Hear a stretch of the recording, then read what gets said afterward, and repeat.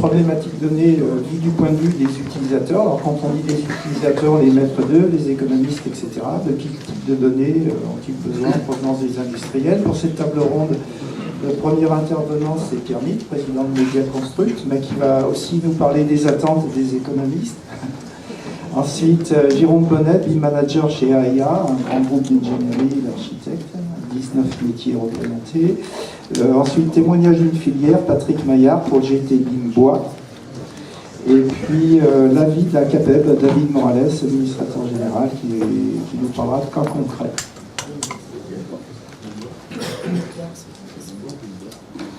Voilà, Monsieur Mitt, vous avez certainement un avis sur la question.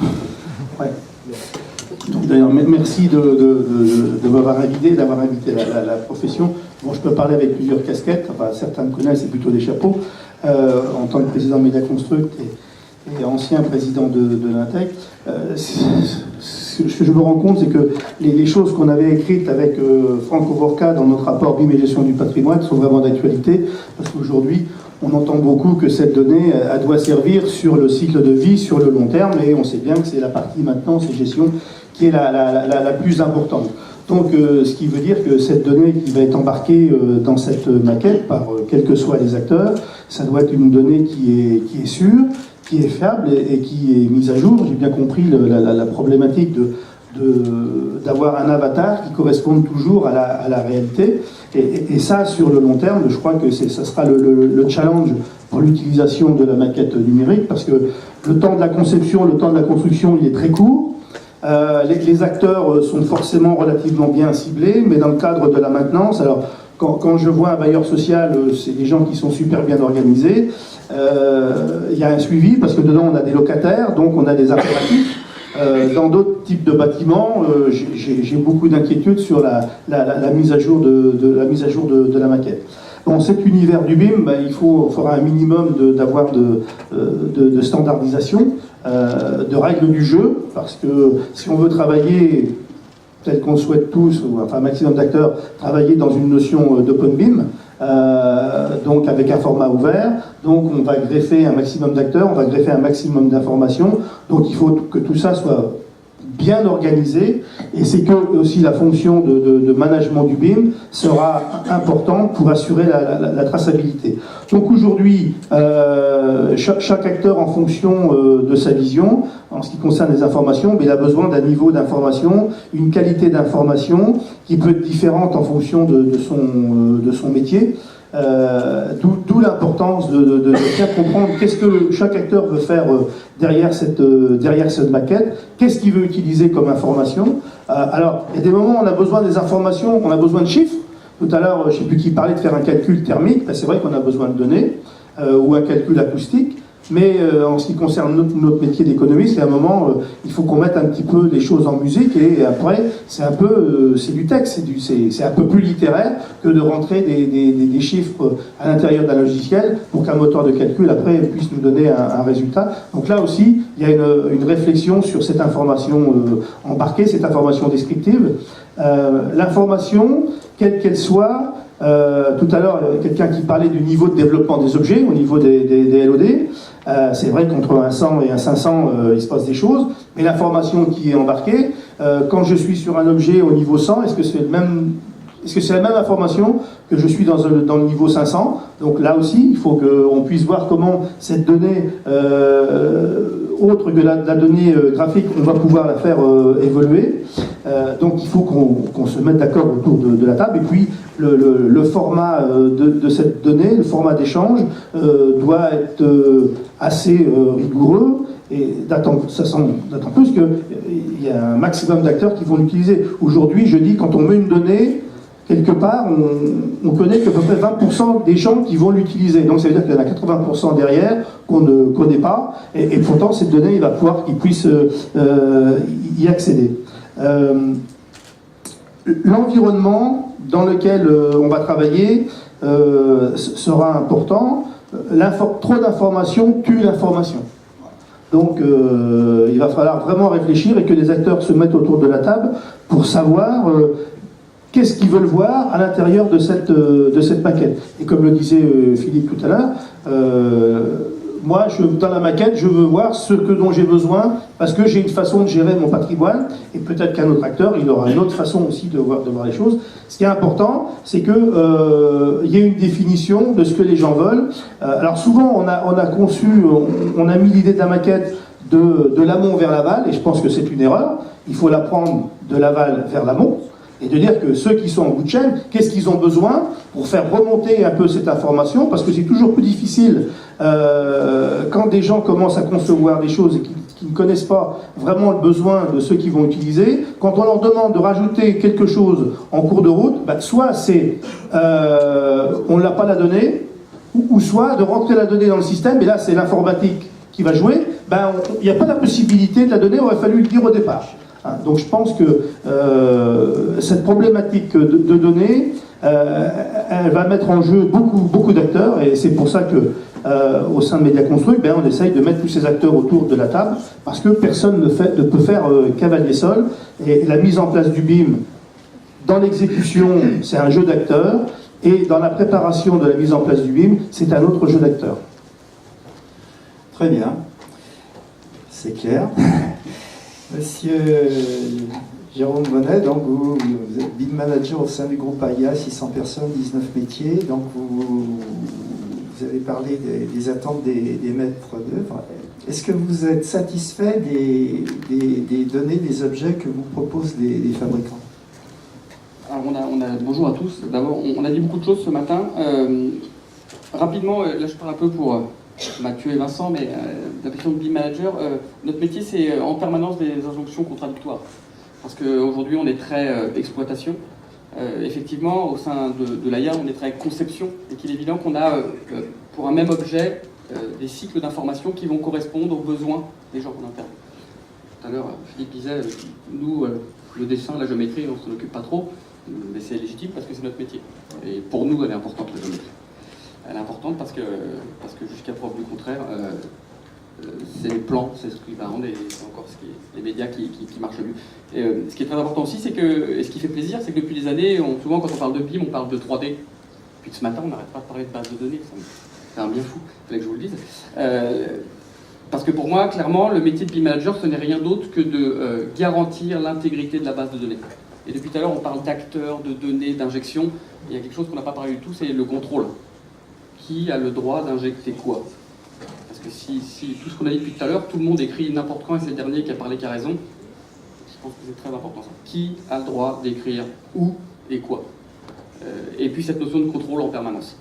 À partir du moment où on a résolu ce genre de choses, il est évident que quand un client vient voir l'AIA et que pour la totalité de nos interventions, ou partielles, ou en collaboration, il va d'abord et avant tout avoir la sacro-sainte WAMOP ou autre, c'est qu'est-ce qu'on doit rendre, quelle typologie, quel projet, pourquoi, comment, jusqu'à où on va, dans quelle phase.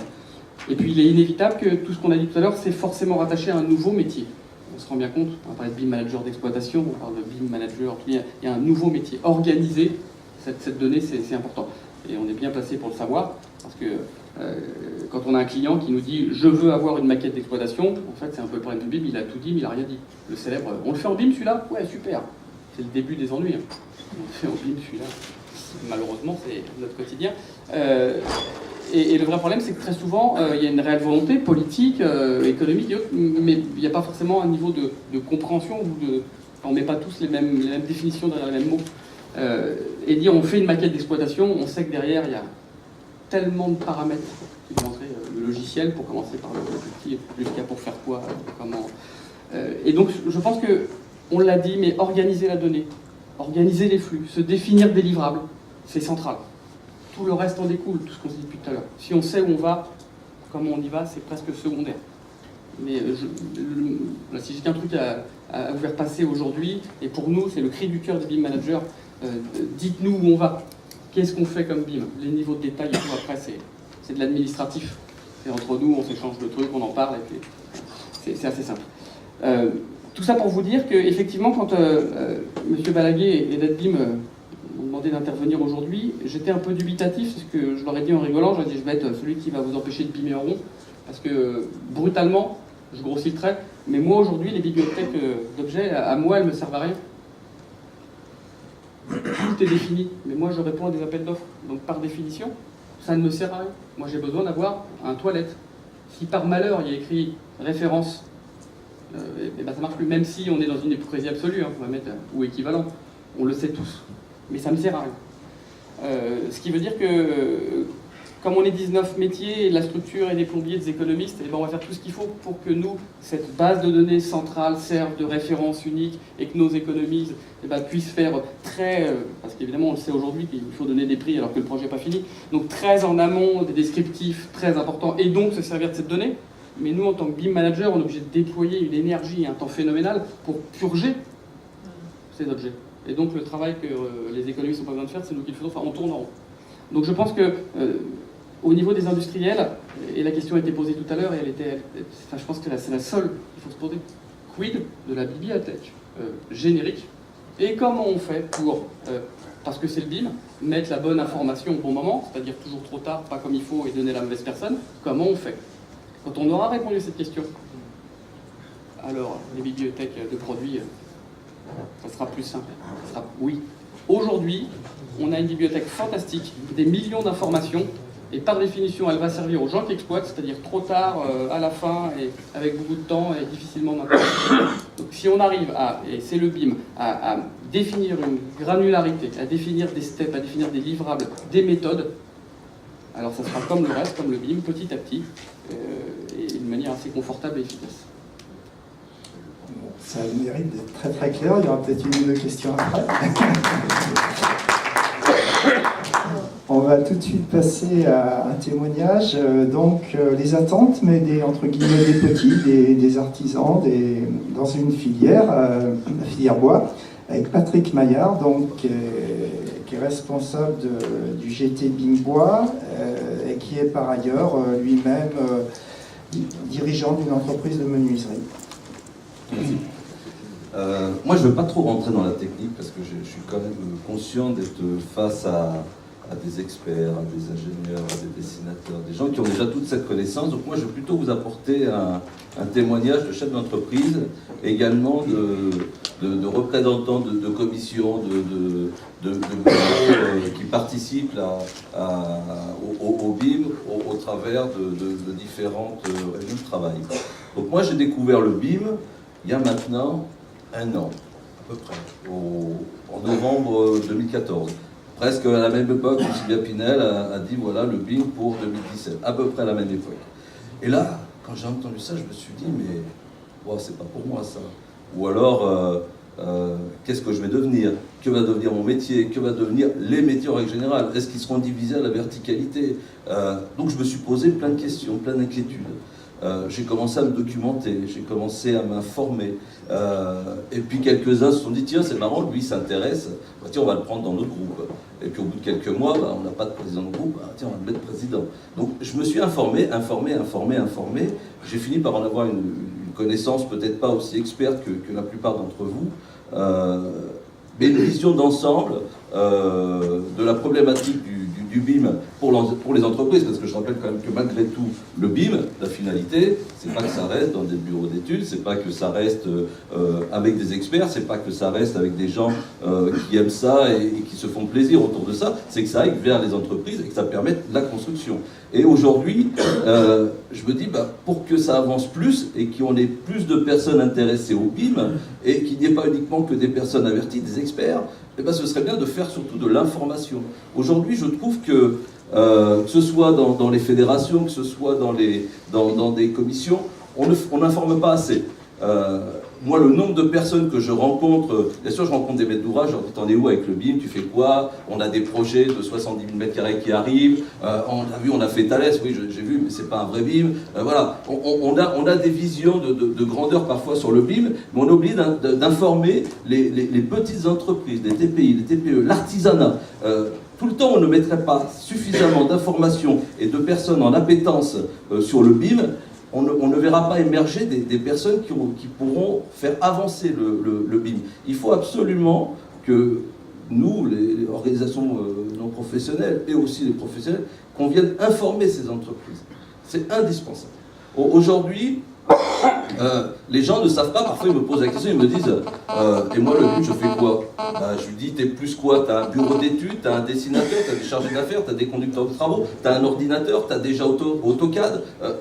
On a besoin d'informer tous ces gens-là. Ils ont besoin d'avoir cette information. On parlait tout à l'heure du kit BIM, mais que le kit BIM arrive assez vite, qu'on fasse dans ce cas-là aussi un kit d'information et voire même un support d'animation pour faire des formations assez vite en entreprise. Moi, je l'ai fait chez moi parce que naturellement, j'ai la structure pour le faire, j'ai des bureaux d'études, j'ai quand même les moyens de le faire. Donc, j'ai monté un PowerPoint et j'ai fait une information globale à l'entreprise. Mais l'entreprise où il n'y a que 4 ou 5 personnes qui ne maîtrisent pas forcément l'informatique, comme moi, j'ai des gens qui la maîtrisent chez moi, ne pourront jamais faire cette information à l'intérieur de leurs entreprises. Et pourtant, c'est le point de départ, parce que c'est quand même 85% de l'activité de la construction du bâtiment. Donc si on ne s'intéresse pas directement à ces gens et qu'on s'intéresse uniquement qu'à ceux qui ont déjà les moyens financiers, les moyens humains et les moyens techniques pour le faire, je pense qu'on va freiner la progression du BIM.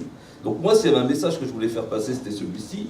Ensuite, nous, le BIM au niveau du CSF de la filière bois, on a 12 DTU qui concernent aussi bien la structure, l'enveloppe, que le sol, que le plafond, que le mobilier, que l'agencement qui n'a pas de DTU, le mobilier qui n'a pas de DTU et qui devra pourtant intégrer directement aussi le BIM, et les normes associées de ces 12 DTU, et les 54 DTU sur les 122 existants qui sont rattachés directement au DTU menuiserie. Donc on a ciblé globalement l'ensemble des DTU qui étaient impactés par la menuiserie, par l'usage du bois dans la construction, et on a réalisé ensuite des familles, des sous-familles. Et là, on est en train de travailler justement dans le cadre de la bibliothèque d'objets génériques, de se dire comment est-ce qu'on va structurer des groupes de travail, parce que ça représentera un travail énorme quand même, pour pouvoir que ce soit suffisamment bien organisé. Quand on parle d'objets génériques, et je suis très content aujourd'hui d'entendre beaucoup de personnes dire il faut absolument des objets génériques. Oui, il faut absolument des objets génériques. Il faut absolument des objets génériques et un appel d'offres et des DCE avec des maquettes génériques. Et non pas s'imaginer que l'on va pouvoir tout de suite lancer des DCE avec que des produits commerciaux. En aucun cas, il ne faut faire ça. Je pense, à mon avis, aujourd'hui, le modèle de construction du bâtiment à la française est transposable au BIM. J'ai lu avec attention la feuille de route du PTNB, que j'ai trouvé absolument passionnant. C'est exactement ce qu'il faut réaliser. L'une des premières choses dont parle cette feuille de route du PTNB du 15 juin signée le 16, c'est de dire artisanat, TPI, TPE, PMI, PME. Ce sont les premiers axes qui sont dans l'introduction de cette feuille de route. Ensuite, il est clairement dit data catalogue, à ne pas confondre avec objet générique pour un appel d'offres. Moi, je considère qu'aujourd'hui, au DCE, nous n'avons que des objets génériques. En phase d'exécution, on remplace l'objet générique par un objet d'exécution qui nous aura été communiqué soit par assemblage par les industriels qui ont la maîtrise totale de leur ouvrage et qui n'auront communiqué à l'intérieur de cet objet d'exé uniquement que les informations qu'ils ne considèrent peut-être pas confidentielles comme étant quelque chose de particulier dans leur ouvrage. Et on doit pouvoir arriver ensuite au DOE et ensuite avoir un DOE d'exploitation pour pouvoir faire vivre les 30-50 années de la durée de vie du bâtiment. Donc tout ça est transposable aujourd'hui. Donc je pense qu'il n'est pas utile de vouloir faire changer parfois certaines lignes pour en tirer un avantage au détriment des autres qui en auront moins les moyens. Voilà. C'était le témoignage que je pouvais apporter. Ouais, il est très clair.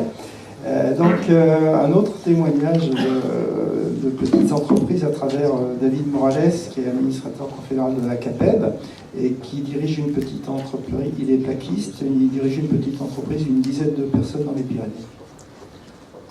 Bonjour. Le gros problème, d'après ce que j'ai pu entendre, c'est de faire de la traduction pour tout ce qui est dit ici, tout ce qui est dit autour de toutes ces tables. C'est de le traduire pour l'amener au petit. Et c'est tout l'objectif numéro 1 du plan de transition numérique de l'année. Alors, inutile de vous dire qu'avec tout ce que j'ai entendu ce matin, tous ces gros mots que vous avez amoncelés les uns sur les autres, on va avoir du mal. Mais ne vous inquiétez pas, on commence à avoir un peu l'habitude. Donc, on a décidé que systématiquement, tous les rapports qu'on allait faire et tout ce qu'on allait ramener vers les artisans pour qu'ils puissent avoir un lit et puis intégrer tous ces travaux, on va traduire, on va faire ça comme il faut, on leur ramènera les messages tels qu'il faut. Il y a un tas de choses à dire sur ce que j'ai entendu ce matin. il faudrait, j'ai dit il faut que, si j'étais tout seul à décider, ce serait peut-être plus facile. Il faudrait que les génériques, oui, il faudrait que les génériques, mais tout ça c'est obligatoire parce qu'on va avoir 3 phases. DCE, il faut que ce soit générique. Il ne faut pas que ces DCE, qu'ils soient numérisés, qu'ils soient BIM ou qu'ils soient à papier comme maintenant, ce soit des portes ouvertes à du marketing. C'est un peu trop ce qu'on voit. Je peux donner des exemples dans mon métier. On peut très bien écrire sur un CCTP qu'on veut une cloison 72-48, on peut l'écrire à 5 ou 6 façons. Il y a une façon générique, et puis après, les autres, c'est du marketing. C'est hyper important que ces maquettes génériques, elles soient génériques. Point. Alors après, tout à fait d'accord avec toi. Pourquoi aller chercher des produits nouveaux, des produits performants qui sont des avis techniques, alors qu'il en existe tellement dans tous les DTU. Je fais un peu de nombrilisme autour de mon métier. La plaque de plâtre, l'ossature métallique, tout ce qui tourne autour de toutes ces choses-là, une fois que vous avez les épaisseurs, les longueurs, les hauteurs, les performances d'un côté ou de l'autre, vous avez dans les DTU tout ce qui contourne même les avis techniques. Parce que les avis techniques, c'est un amoncellement différent de ce qui est dans les DTU. C'est pas difficile. Alors, le DCE, il va y avoir l'exé, et nous on va être dans l'exé aussi. Alors dans l'exé, qu'est-ce qu'il va falloir faire? Il va falloir justement que pour l'exé exploitant derrière, on puisse nous travailler sur la maquette numérique sur le BIM pour que ce qui était à l'origine générique, ça devienne vraiment existant avec une marque, un numéro de série, le nombre de pas qu'il faut pour que le gars qui va faire après l'entretien, il soit là. Donc je pense qu'il est très important que nous, on puisse, alors les petits et les gros, avoir quelqu'un qui nous aide à travailler dessus, ou alors pouvoir le faire directement, et qu'on puisse faire évoluer cette maquette numérique et avancer vers ce qu'auront les exploitants. C'est hyper important. Alors, est-ce qu'on va être capable de le faire tout seul? Certains, oui. Est-ce qu'il faudra les aider? Certainement, oui. Mais il y a quelque chose d'indispensable qu'il faut qu'on fasse, c'est que nous, les petites entreprises, que tous ces produits qui, à vous sont habituels, on puisse les intégrer. Et la première des formations qu'il faut qu'on fasse, c'est commencer à mettre le nez dans une maquette numérique. Commencer à... Vous savez, on est vachement habile pour ouvrir les plans, pour les tourner dans tous les sens et pour s'y retrouver. Quand on se le retrouve sur une tablette numérisée, pour la majorité des gens dans la salle, c'est facile. Pour nous, c'est pas évident. Donc, il faut qu'on se forme à ça, déjà. Qu'on utilise cet objet maquette 3D avant d'être libre. Et puis, si j'ai bien compris, la maquette numérique, elle va être dans un lieu, dans une plateforme collaborative. Mais ça aussi, il va falloir qu'on apprenne à travailler sur des plateformes collaboratives. Je crois que c'est important. Donc, pour nous, 3 projets. Si on veut donner avis, il faut qu'on traduise toutes ces données techniques que vous nous donnez. Il faut qu'on puisse les donner aux artisans, aux entreprises pour qu'elles comprennent. Parce que c'est pas évident. Je vous garantis que quand vous en parlez, ça fait un an, moi aussi, que j'ai mis le nez dans la maquette numérique. J'ai encore du mal. Et pourtant, à force de faire des réunions, on en parlait tout à l'heure avec M. Delcamp, on est même fatigué à la fin de l'année. Ça commence à dépasser dans tous les sens. Donc, on va se reposer pendant les vacances, on va repartir en début d'année. Mais sachez qu'on est obligé d'ingurgiter beaucoup de choses et il faut vraiment qu'on les traduise. Ça c'est la première chose. La deuxième chose, il faut qu'on forme les gens et puis qu'on les habitue d'abord, pas à Revit ou à quoi que ce soit. Il faut qu'on les habitue à savoir ce que c'est. Il y a des choses qui commencent à exister. Il faut que les gens aillent travailler avec un nouveau matériau. C'est plus du papier, c'est quelque chose de numérique. Et puis il faut qu'ils apprennent à travailler sur les plateformes collaboratives. Et on est dans l'artisanat et dans le bâtiment un certain nombre à être précurseurs. Il y a des gens, dans ton métier par exemple, il y a beaucoup de charpentiers, beaucoup de menuisiers qui sont déjà équipés et qui vont avoir beaucoup de facilité à rentrer dans le BIM. Dans notre métier, comme le mien par exemple, c'est pas évident. Vous êtes déjà en 3D, nous on n'est pas encore en 3D, donc il faut qu'on les fasse passer. Donc ces choses-là, et puis après, important, le générique qui passe par les DTU, c'est aussi important, et puis après, il faut qu'on continue à travailler tous ensemble, parce que l'originalité de ce qui se fait dans le plan de tradition numérique, c'est qu'au lieu de travailler tous de son côté, chacun sur son nombril, même les industriels qui ont des marques j'ai beaucoup apprécié la dame de chez Target ce matin, qui disait ouais mais bon on existe mais on n'est pas là que pour faire du marketing, il faut aussi qu'on puisse travailler dans le générique. Ça veut dire que tout le monde est là et on va faire avancer, et en travaillant tous ensemble on va faire avancer plus vite. C'est le travail du plan de transition numérique, de ce qu'on fait là maintenant, c'est la même chose que le BIM, ça va nous permettre de faire avancer plus vite. Très bien, on voulait connaître vos attentes, elles sont claires. Monsieur Emilie, je crois que vous voulez réagir. Oui, je voulais faire une petite communication. Tout à l'heure, tu disais que c'est vrai que c'est important de pouvoir définir les besoins, le rôle des acteurs. Et hier, Mediaconstruct, avec le plan de transition numérique, a mis à disposition de l'ensemble des organisations professionnelles un outil, un guide pour l'établissement de conventions de gestion du BIM, pour que les organisations professionnelles puissent, à l'intérieur de l'organisation, discuter, faire remonter les informations. Ce document comporte un glossaire, parce qu'aujourd'hui, derrière les mots, on peut mettre des définitions différentes, donc déjà se mettre d'accord. Derrière chaque mot, qu'est-ce que l'on met, avoir aussi une notion de cas d'usage, de vue métier. Je sais qu'il y en a dans la salle qui ont participé à ces travaux et qui sont très attachés à ces choses-là. Et donc on a le déroulé d'une opération du stade de la faisabilité jusqu'à la déconstruction du bâtiment. Et il faut que tous les acteurs puissent donner un peu leur avis. Et c'est pour ça que dans un premier temps, on fait la consultation auprès des organisations professionnelles, parce qu'il faut que chaque organisation, je dirais, déjà ait un consensus sur l'outil, pour qu'après ce document puisse être mis à disposition pour pouvoir rédiger des conventions d'exécution du BIM. Et c'est un outil aussi qui doit évoluer, parce qu'aujourd'hui, le niveau d'information des acteurs, il est d'un niveau, les outils sont d'un niveau, on parle de plateforme collaborative. Oui, mais il y a encore beaucoup de choses à définir derrière. Et donc, le jeu des acteurs, il va évoluer avec l'évolution des formations, l'évolution des outils, et ce document devra être mis à jour. Je voudrais revenir sur les objets génériques. C'est super important. Ce qui est formidable aujourd'hui, c'est que les industriels font fi de leurs concurrents sur le terrain, et à l'intérieur de chaque filière, chacun se mobilise pour dire, si on veut, nous industriels, continuer à exister, il faut avoir un champ libre et ne pas avoir que des objets qui correspondent à nos marques, parce que sinon on va s'exclure de la maquette. Donc l'importance de et là j'encourage toutes les fédérations des différents métiers de réfléchir à ce qu'est un objet générique, pour que derrière, après, comme tu dis, eh bien, quand on a passé le marché, eh bien, l'avatar, il devienne de plus en plus réel, parce que au début, j'ai un objet générique qui m'a permis de tester et qui est compatible et qui correspond bien au projet. Après, c'est l'objet que moi je vais mettre en place. Alors, il ne faut pas oublier aussi que les objets qui correspondent à des ouvrages du bâtiment, ils sont faits par des industriels, mais ils sont faits aussi par les entreprises.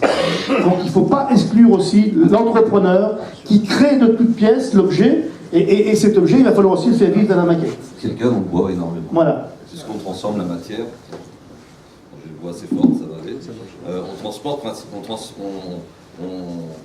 on modifie la matière en permanence. Donc c'est vraiment un sujet pour nous qui est important. Globalement, nous aujourd'hui, on a quasiment toujours affaire à déjà des formes génériques, et on les passe nous-mêmes en exé à l'intérieur de nos ateliers avec des logiciels métiers qui seront demain formidables sous format IFC, donc on n'aura pas besoin de redessiner à plusieurs fois, une fois pour le chantier, une fois pour la compréhension du dossier et une fois pour la machine numérique. Donc on est toujours nous aussi dans cette disposition-là. Moi je pense que les objets génériques industriels, pour moi, à la base, avant qu'ils passent en exé, sont des objets qui sont comme les catalogues que l'on a aujourd'hui, les catalogues comme le catalogue commercial que l'on reçoit aujourd'hui.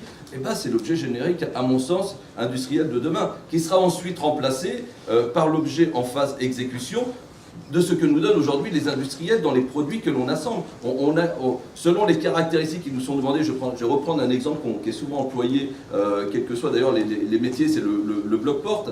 Bon, bah, le bloc-porte, on me demande une huisserie bois, il y a un recouvrement, elle est à 38 dB d'acoustique, elle est EI30, elle fait 930 par 2040. Voilà, j'ai les caractéristiques, et ben je me dis, ouais, ben en fin de compte, moi je sais exactement quel est le fabricant industriel qui sait faire toutes ces caractéristiques-là, au moins les deux qui peuvent y répondre. Voilà, et ça, c'est le rôle ensuite de l'entreprise d'aujourd'hui, comme l'entreprise de demain avec le BIM, de transposer ce qu'elle sait faire aujourd'hui dans le BIM de demain. Elle fera exactement la même chose. Elle assemblera le produit industriel et les caractéristiques industrielles qu'elle connaît aujourd'hui. Je reviens complètement au placo, à la cloison à ossature plate, pardon, vous voyez, c'est déjà un mauvais réflexe. Il est vrai qu'une 48-98, une 48-72, il y a plein de façons de la définir. On comprend tous, quel que soit le métier. Et on n'a pas besoin d'avoir une marque dedans pour comprendre ce que c'est. Pas plus que la laine ou quoi que ce soit. Très bien. Des questions? Nous, on a tendance, à dire dans les commissions que j'anime, c'est que il ne faut pas réussir à, parfois certains tentent de le faire, d'opposer les gens entre eux. C'est-à-dire qu'il ne s'agit pas d'opposer l'entreprise de l'industriel, mais au contraire de le faire travailler ensemble, puisque de toute façon, ils ont toujours travaillé ensemble depuis toujours. Pourquoi aujourd'hui changer les choses? Il n'y a aucun intérêt. Donc moi, je le dis souvent, faites en sorte, fédérez les intervenants, et faites en sorte que le BIM soit pour tous et avec tous. Ne laissez personne sur le côté de là. C'est primordial pour que ça se passe dans les meilleures conditions, assez rapidement aussi, parce que plus on va opposer les gens, plus ça prendra du temps dans la réalisation. Et moi, je me dis, j'espère que je connaîtrai la fin du BIM avant de partir à la retraite quand même.